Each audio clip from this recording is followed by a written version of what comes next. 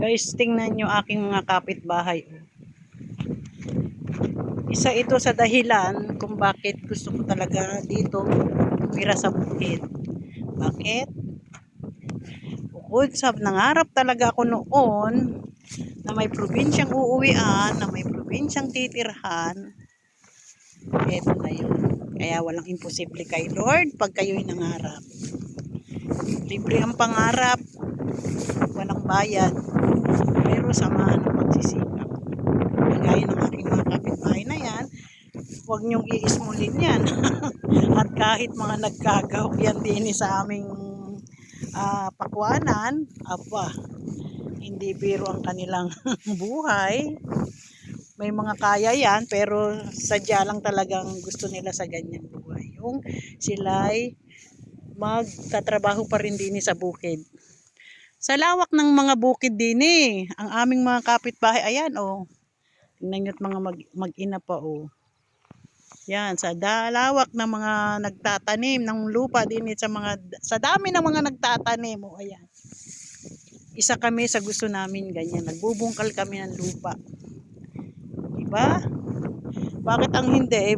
Kaysa naman nasa aritisan, at least din ay may pakinabang sila.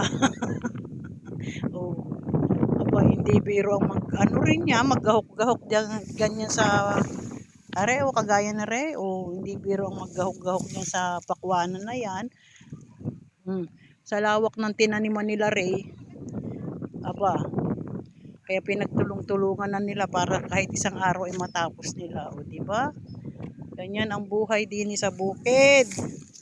Kahit sabihin mong ganito lang kami tingnan mahirap, pero kami ay nagsusumikap. Di ba? Ito ang kanilang mga baso. Pinag-inuman ng kape at tubig. Hindi pa inubos ang pandesal. Daliri na nga lang ang palaman, hindi pa inubos. Ay, ubos naman na, maigi naman kung gano'n. Di ba? Sa sisipag ng aking mga kapitbahay na yan. Ayos lang ba kayo dyan? Ayos. Yes! Maghanda kayo ng mga passport nyo. Pag may awa ang Diyos, ako'y sisikat din ihanda mga passport ha. Walang masamang mangarap. Samahan lang ng pagsisikap. Di ba? Samahan ng diskarte at sikap sa buhay. Yan. Walang imposibleng hindi makakamit ang ating mga pangarap. Sa sisipag ng mga yan. Diba? Dito na muna ako.